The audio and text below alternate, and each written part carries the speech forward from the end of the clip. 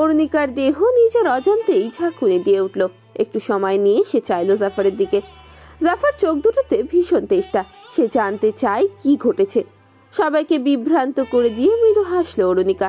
আক্ষেপের সাথে বলল, আপনারও এক, তাই না?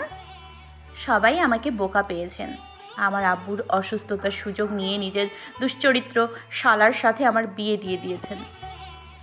জাফর যেন আকাশ থেকে পড়লো। তার বুকটা ছ্যাদ করে উঠল এই শব্দটা শুনে। দুশ্চরিত্র? শৈবালকে দুশ্চরিত্র বলছে? যে ছেলেটা চোখের আড়ালে যেতে দেয় না এই মেয়েকে, সেই মেয়ে তার স্বামীকে দুশ্চরিত্র বলছে? জাফর পলকেই খেপে গিয়ে বলল, এইসব কি ধরনের কথা অরুণিকা? কোন ইস্যুতে তুমি শৈবালের ওপর এত বড় আরোপ লাগাচ্ছ? অরুণিকা তার ছেলের সাথে হাসলো। বিছানা থেকে ছট করে উঠে দাঁড়ালো। তুচ্ছ গলায় বিকৃতি নিয়ে বলল, আরব জানতে চান আপনারা? কি জানতে চান? এটাই যে অরুমিতা বিয়ের আগেই শৈবালের সন্তানকে নিজের গর্ভে ধারণ করেছিল, আর নিজেদের জঘন্য কাজ লুকাতে আবার সেই সন্তানকে দুনিয়ার আলো পর্যন্ত দেখতে দিল না তারা। আর আপনারা সব জেনেও চুপ করেছিলেন। এই আপনাদের ছেলের ভালোবাসা। বিস্ময়ের সাগরে হাবুডুবু খেতে লাগলো নমিতা বেগম আর তৌফিক সাহেব। শিমুল একটা বড় ঢোক গিল। তার পা দুটো আচানক কাঁপতে লাগলো। দরদর করে ঘামতে লাগলো সে। অরুণিকার গলা ফাটা চিৎকার করে বিঁধল মমিতা বেগম আর তার স্বামী হাসান আলীর কর্ণকুহরে। তারা একে অপরের দিকে অবদ্ধ নজরে তাকালেন। রিমঝিম ছুটে এলো মামির এহেন চিৎকারে। অরুণিকার কথা শেষ হতেই দাপিয়ে উঠল রুমকি। তড়িৎ বেগে সে বসে উঠে বলল, কি বলছিস তুই এসব? এত বড় নোংরা কথা বলতে তোর মুখে বাঁধলো না? আর অরুমিতা মেয়েটা মরে গেছে অরুণিকা। এত বড় অপবাদ তো দিস না। শৈবাল শুধু আমার ভাই নয়, তোর স্বামী। ওর নামে এই নোংরা কথা বলতে তোর একটু লজ্জা লাগলো না? অবশ্য লজ্জা করবে কেন? কি হয় ও তোর? রাতভর ওর পাশে শুয়ে থাকা ছাড়া আর কোনো দায়িত্ব পালন করিসনি তুই। জাফর হুঙ্কার দিয়ে বলল, রুমকি, চুপ করবে তুমি? কেন চুপ করব? কেন? ও কি বলছে তুমি শুনেছ? আমার শৈবালকে বলছে দুশ্চরিত্র। ও চেনে আমার শৈবালকে? নমিতা বেগম অনুভূতি শূন্য দৃষ্টিতে তাকিয়ে রইলেন। তৌফিক সাহেবের দিকে তাকালো জাফর। জাফর চোখের ইশারায় অনুরক্তি প্রকাশ করতেই তিনি নমিতা বেগমকে নিয়ে বের হয়ে গেলেন। সেখান থেকে বের হতেই তাদের নজর গিয়ে পড়ল অরুণিকার বাবা মায়ের উপর। তারা ভীষণ লজ্জিত। জাফর কণ্ঠের নম্রতা ছেড়ে শিমুলকে বলল, রিমঝিমকে নিয়ে তোর ভাবির ঘরে যা। শিমুল ধসে পড়া গলায় বলল, জি জি ভাইয়া। অরুণিকা ফুপিয়ে যাচ্ছে। জাফর চোয়াল শক্ত করে তাকালো রুমকির দিকে। রুমকি ফুঁসে যাচ্ছে। সাপের মতো হিস হিস করছে তার কণ্ঠস্বর। জাফর প্রশস্ত গলায় বলল, বললে তো যাবে না, কিন্তু আরেকটা বাজে কথাও বলবে না। যদি বলেছ ধাক্কা মেরে বের করে দেবো তোমাকে আমি। ভাইয়ের বউ তোমার, রাস্তার মেয়ে নয়। যে যা ইচ্ছে যার সামনে ইচ্ছে বলবে। বউকে ছাড়া এক রাত থাকতে পারবে না তোমার ভাই। মেয়েটার দম আটকে রাখে তোমার ভাই। ঘরে বাইরে পা রাখতে দেয় না তোমার ভাই, তাই সাবধান। রুমকি দমে গেল না। দাঁতের সাথে দাঁত চেপে আহত বাঘিনীর ন্যায় চেয়ে আছে অরুণিকার দিকে। অরুণিকা নির্বিকার। জাফর কাছে এগিয়ে গেল। হাত টেনে বিছানায় বসিয়ে তার পাশে নিজেও বসলো। অরুণিকা অন্যদিকে তাকিয়ে রইল। রাগ নাকি অভিমান, ক্ষোভ নাকি অপরাধবোধ, কোনো একটা কিছু তখন তাকে গ্রাস করছে। সে তাকাতে পারল না জাফরের দিকে। জাফর নিজেই সেই হাত বাড়িয়ে দিল যেই হাতে একটু আগে অরুণিকা নিজে ঘড়ি পরিয়ে দিয়েছে। অরুণিকা আর চোখে তাকালো। জাফর বলল, ভাই বলেছ না, তাহলে গোপন কেন করছো? বলো কি হয়েছে? মানুষ চিনতে যদি ভুল না করি তাহলে বলবো শৈবালকে তুমি এখনো চিনতে পারোনি। হীরের টুকরো ছেলে। দিনের আলো হোক বা রাতের আঁধার, কারো ক্ষমতা নেই তার চাকচিক্য কেড়ে নেওয়ার। বলো অরুণিকা, তুমি যে এমনি এমনি এত বড় কথা বলনি তা আমি জানি। ভাইয়াকে খুলে বলো। অরুণিকা তার মোবাইলটা জাফরের হাতে দিল। হোয়াটসঅ্যাপে অপরিচিত নাম্বার থেকে পাঠানো দুটো ছবি দেখালো সে। রোদনে আচ্ছন্ন গলায় বলল, দেখুন, ভালো করে দেখুন। ওই সিগনেচার শৈবালের। শৈবাল নিজে অরুমিতাকে অ্যাবর্শনের জন্য নিয়ে গেছে, নিজে সিগনেচার করেছে। ফর্মে অরুমিতার নামও লেখা আছে। এরপরেও বলবেন আমি মিথ্যে বলছি?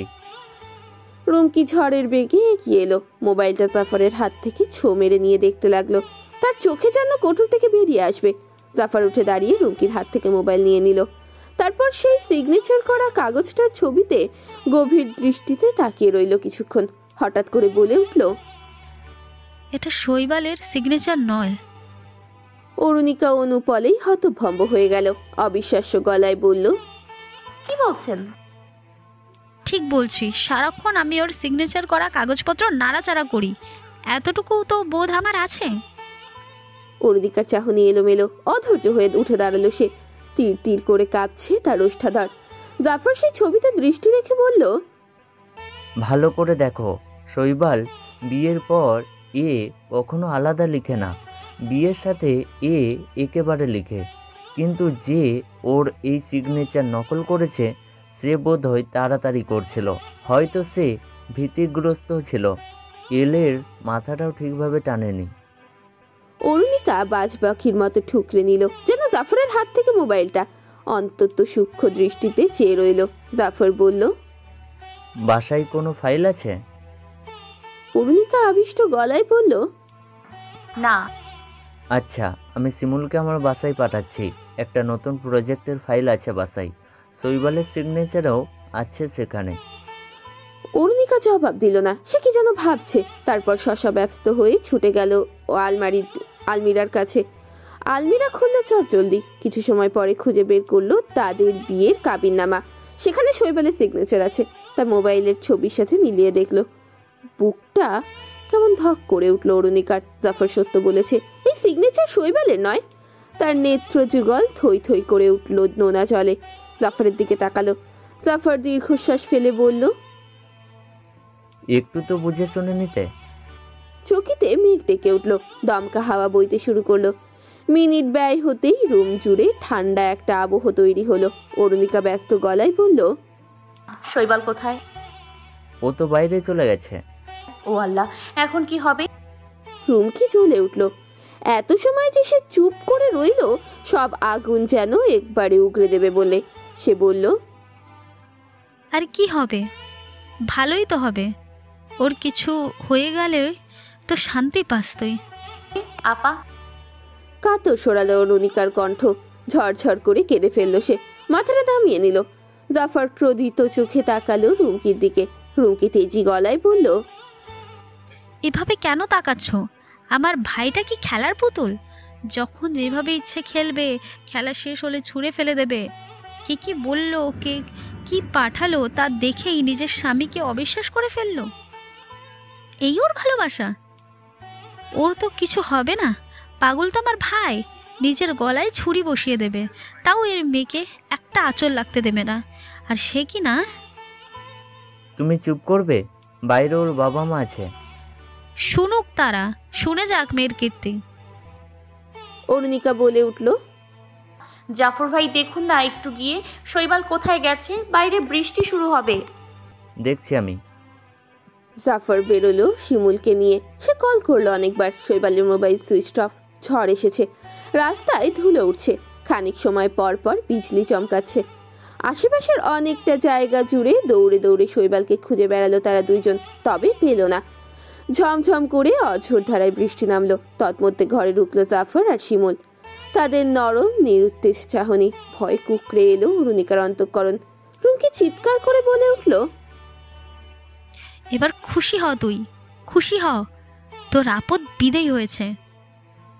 অরুণিকার বিবশ চাহনি তখন দরজায়। বৃষ্টি ঝুপঝাপ শব্দ হচ্ছে। সে আর অন্যদিকে তাকালো না। সবাই বসে রইল বসার রুমে। চেয়ারে বসে ডাইনিং টেবিলে হাত ঠেকিয়ে তাতে মাথা দিয়ে রেখেছে রুমকি। আর বিলাপ বকে যাচ্ছে সে। নানা নানির মাঝে কাউচে হেলান দিয়ে বসে আছে রিমঝিম। তারা বুঝেও কিছু বুঝলো না। অরুণিকার বাবা মাও নিরুত্তাপ। তাদের দৃষ্টিও ওই দরজার দিকেই। জাফর বসেছে ডাইনিং এর অন্য পাশে। শিমুল দাঁড়িয়ে আছে কাউচের এক কোনায়। দৌড়ে ঘরে ঢুকলো শৈবাল। সে স্বাভাবিক দৃষ্টিতে তাকালো ভেতরের দিকে। নিস্তরঙ্গ বসে থাকা মানুষগুলোর মধ্যে চঞ্চলতা এলো। কাক ভেজা শৈবালকে দেখে তারা হতচকিত। শৈবাল শীতল গলায় বলল, সবাই এখানে কেন? সবাই নিজ স্থান থেকে উঠে দাঁড়ালো। কয়েক কদম এগিয়েও গেল। রুমকি গিয়ে দাঁড়ালো একদম ভাইয়ের কাছে। বলল, কোথায় গিয়েছিলি তুই? এত ভিজে গেলি কি করে? তোর দুলাভাই তো খুঁজতে বেরিয়েছিল। শৈবাল খরা দৃষ্টিতে তখন অরুণিকার দিকে চাইল। অরুণিকা একটুও নড়ল না, ঠায় দাঁড়িয়ে রইল। শৈবাল চোখ সরিয়ে এনে তাকালো বাকিদের দিকে। সবার মধ্যে চাপা উৎকণ্ঠা। সে বলল, সামনে মনির ভাইয়ের হোটেলে ঝড় শুরু হয়েছিল, তাই ভেবেছি ঝড় থামলে ফিরব। এর মধ্যে বৃষ্টি শুরু হয়ে গেল, ফোনের ব্যাটারিও ডাউন ছিল। সবাই শ্বাস নিল। শৈবালের নরম ব্যবহারে সবাই একটু অবাকও হয়েছে, তবে স্বস্তি পেল এই ভেবে যে ডক্টর সাবিনার ট্রিটমেন্টে শৈবালে আগের চেয়ে ভদ্র ব্যবহার করছে। তার ক্ষোভ উগ্রতা কমে এসেছে। ভেজা পা নিয়েই নিচের রুমে ঢুকলো শৈবাল। গায়ের পাঞ্জাবিটা খুলে ঝুড়িতে রাখলো। তারপর ওয়াশরুমে ঢুকলো। অরুণিকা রুমে ঢুকে দাঁড়িয়ে রইল। শৈবাল বের হলো 15 মিনিট পর। বের হয়েও সে অত্যন্ত স্বাভাবিক, যা আরো বেশি অস্বাভাবিক লাগছে অরুণিকার কাছে। শৈবাল কাপড় বদলালো, একটা ট্রাউজারের সাথে টি শার্ট পরে রুম থেকে বেরিয়ে গেল। সবকিছু এমন ভাবে ঘটলো যেন সেখানে নিজেকে ছাড়া আর কাউকে দেখতে পায়নি শৈবাল। খাবার টেবিলে বসলো সে। হাসি হাসি মুখে সে বোনকে বলল, তোমরা কি খেয়ে ফেলেছ?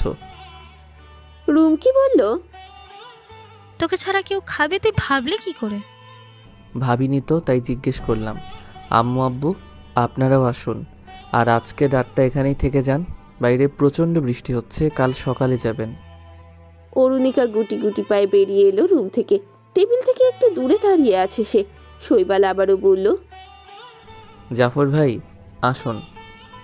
আম্মা আব্বা আপনারা বসে আছেন কেন? আই শিমুল, রিমঝিম এসো। অরুণিকার বুকটা কেমন শূন্য শূন্য লাগছে। শৈবাল সবাইকে দেখলো, শুধু তাকেই দেখলো না, শৈবাল খেলেও নিজের মতো করে।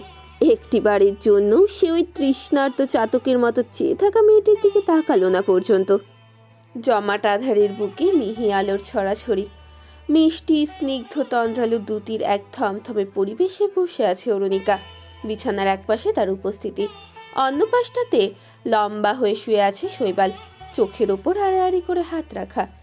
অরুণিকা অনিমেষ লোচনে চেয়ে রইল বেশ কিছুক্ষণ। শৈবালের মধ্যে হেলদোল নেই। কিয়ৎপল পর পর সমীরণের দোলা বাড়তেই জানালার পর্দা উড়ে যায়, আর তখনই চাঁদের আলোর সাথে হুড় হুড় করে ঢুকে পড়ে শীতল বাতাস। বৃষ্টি থেমে গেছে অনেক সময় হয়েছে, তবুও তার রেশ বাহ্য জগতে মিশেই আছে। অরুণিকা কম্পিত গলায় বলল, শৈবাল প্লিজ এবারের মতো মাফ করে দিন। শৈবাল চুপ করে রইল। তার ঠোঁটের দিকে ক্ষীণ প্রভাতে চেয়ে রইল অরুণিকা। অবিচল গলায় বলে ওঠে শৈবাল, ঘুমাও আরু, অনেক রাত হয়েছে। প্লিজ শৈবাল। আমি কি তোমাকে কিছু বলেছি? ক্ষমা কেন চাইছো তুমি? এমন অনেক ভুল তো আমিও করি, তুমি কি আমাকে ক্ষমা করে দাও না? তাহলে আমি কেন দেব না? তোমার কোনো দোষ নেই অরু। অরুণিকার অন্তঃকরণ ব্যথিত হয়। সে জানে শৈবাল এখনো তার উপরে অভিমান করে আছে। সে আবার বলল, প্লিজ শৈবাল, আমার ভুল হয়ে গেছে। শৈবাল চোখের ওপর থেকে হাত সরালো, মাথাটা বাঁকিয়ে তাকালো অরুণিকার দিকে। আলোর বিপরীতে মুখ থাকায় সে স্পষ্ট অরুণিকার মুখটা দেখতে পেল না। শৈবাল উঠে বসলো, বিছানার উঁচু জায়গাটার সাথে পিঠ ঠেকিয়ে বলল, তুমি বারবার একই কথা কেন বলছো?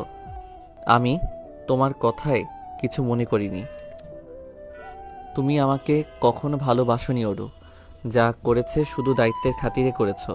আমি আজ তোমাকে সেই দায়িত্ব থেকে মুক্তি দিলাম। অরুণিকার বুক কাঁপছে, গলার উষর তীর তীর করে কাঁপছে ওষ্ঠাধর। ঝিমুনে দিয়ে উঠছে সারা মাথা, সংকুচিত হচ্ছে তার দেহখানা। এসব কি বলছে শৈবাল? কিসের দায়িত্ব আর কিসেরই বা মুক্তি? অরুণিকা আর পারল না। তার চোখ দিয়ে ঝমঝম করে বৃষ্টি নামলো, তাতে কোনো শব্দ হলো না। শৈবাল দেখলো কিনা কে জানে। শৈবাল সোজা মাথা রেখে শূন্যে দৃষ্টি নিবদ্ধ করে বলল, আমি যখন সেকেন্ড ইয়ারে, তখন আমাদের ডিপার্টমেন্ট হেড আমাদেরকে একটা অ্যাসাইনমেন্ট করতে বললেন। তাই তিনি ক্লাসের সবাইকে 4 জনের এক একটা গ্রুপে ভাগ করে দিলেন। আমাদের গ্রুপে আমি, কুনাল, এন্ড্রো আর লুসি ছিলাম। কুনাল ইন্ডিয়া থেকে এসেছিল, এন্ড্রো আর লুসি সেখানকারই।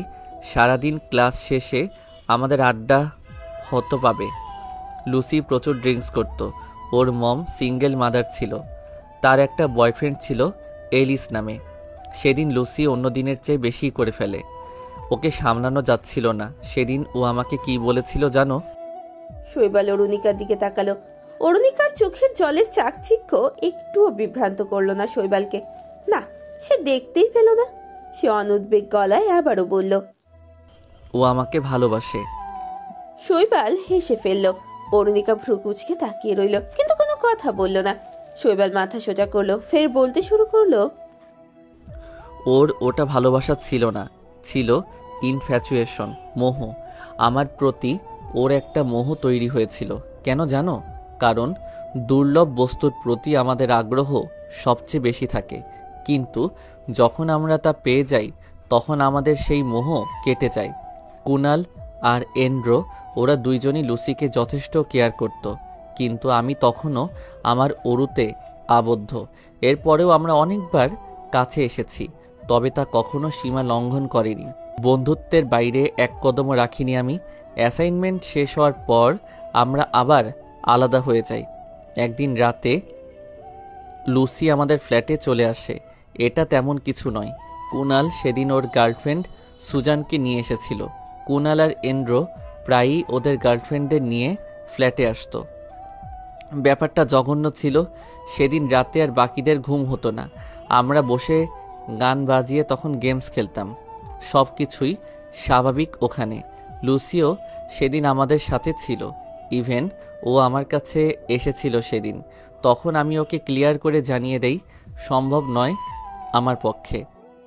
শৈবাল থামলো, কিছুক্ষণ চুপ থেকে একটা শ্বাস ফেলে বলল, ওরুকে আমার তখন অনেক বেশি মনে পড়তো।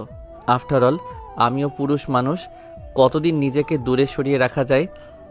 ওই বয়সটা তো নতুন জিনিসকে এক্সপ্লোর করার, নতুনকে নিজের মতো করে জানার।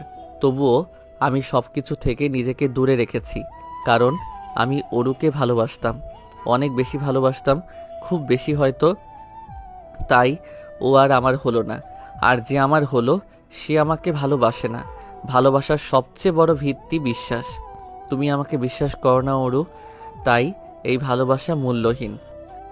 শৈবাল মাথাটা ঠেকিয়ে রাখলো বিছানার হেডবোর্ডে, হালকা ঘুরিয়ে বলল, লুসি এখনো বিয়ে করেনি। ও জনসন নামে একটা ছেলের সাথে লিভ ইনে থাকে। জনসনের আগেও অনেক গার্লফ্রেন্ড ছিল। লুসি সব জানে। ওদের কাছে নিজের ইচ্ছাই বড়, বাকি সব ঠুনকো। কখন কাকে কিভাবে ভালো লেগে যায় বোঝা বড় দায়। তার চেয়ে বড় কষ্টকর কাউকে নিজের চাইতে বেশি ভালোবেসে ফেলা। সেই কষ্ট না বাঁচতে দেয় না মরতে, জাস্ট লাইক মি। অরুণিকা বিবশ চোখে চেয়ে রইল। শৈবাল ফিক করে হেসে বলল, ঘুমাও ওরু, এত ভেবো না। তোমার উপর কোনো রাগ নেই আমার। তুমি মুক্ত। এমন জীবন চেয়েছিলে না তুমি? দিলাম আমি তোমাকে। আজ থেকে তুমি তোমার মতো থাকবে। যেখানে যাওয়ার যাবে, কেউ বাধা দেবে না তোমায়। শুধু একটা কথা মনে রেখো, আমি সত্যিই তোমায় ভালোবেসেছি। শৈবাল শুয়ে পড়ল। অরুণিকার কি হলো কে জানে। তার মাথার দুই পাশে ভীষণ যন্ত্রণা শুরু হলো। হাত পা অবশ হয়ে আছে, কান্নারা গলায় দলা পাকিয়ে যাচ্ছে। ঝাপসা চোখ জোড়া কি নিদারুণ ভাবে জ্বলে যাচ্ছে। সকালের প্রথম প্রহর, মিষ্টি সুরে ডাকছে অজানা পাখি। কুসুম রঙের রোদের ঝলকে হাসছে ধরনী। সেই আলোয় চিকচিক করছে কচি পাতারা। সময় যেতে যেতে সকাল 9টা। অপ্রকৃতস্থের মতো শুয়ে থাকা অরুণিকার চোখ খুলল। ঘুমো ঘুমো আলসে চোখ জোড়া তার। সারা রাত কান্নার তোড়ে ঘুমাতে পারেনি সে। শেষ রাতে চোখ বুজে আসে, তাই সময়টাও চপ্পল পায়ে এগিয়ে গেল। চোখ কচলাতে কচলাতে আলস্য নিয়ে ঘড়ির দিকে তাকালো অরুণিকা। ধরপড় করে উঠে বসলো সে। 9টা বেজে গেছে। বুকের কাপড় টেনে টুনে নিজেকে ঠিক করে অরুণিকা। শৈবালকে কোথাও দেখতে পেল না। অধৈর্য পায়ে বিছানা থেকে নেমে দরজার কাছে গিয়ে দাঁড়ালো। শৈবাল টেবিলে বসে আছে, তার পিঠ দেখতে পাচ্ছে অরুণিকা। রুমকি সাবধানে ভাইকে খাবার এনে দিচ্ছে। তার প্লাস্টার খুলে ফেলা হলেও ডক্টর বলেছে সাবধানে থাকতে, ওই হাতে ভারী কিছু যাতে উঁচু না করে। শৈবালের দুই পাশে রিম এবং ঝিম বসা। চেয়ারের উপর দুই পা উঠিয়ে টেবিলে একসাথে দুই হাত রেখে তাতে ভর দিয়ে রেখেছে। বুকের ভরটাও ঠেলে রেখেছে হাতের ওপর। দুই বোনের মুখে পরোটার টুকরো ছিঁড়ে দিচ্ছে শৈবাল। রিম অরুণিকাকে দেখলো, আদুরে স্বরে বলল, মামা মামি কান্না করে কেন? শৈবাল সেকেন্ডের জন্য থমকে গেল। পেছনে ফিরতেই অরুণিকা দরজার চৌকাঠ থেকে সরে ভেতরে চলে গেল। উল্টো হয়ে সেদিকে তাকালো ঝিমও। শৈবাল সামনে ফিরল, রিমকে বলল, মামিমা কাঁদছে। নরম অভিব্যক্তিতে মাথা উপরে নিচে করে সম্মতি দিল রিম।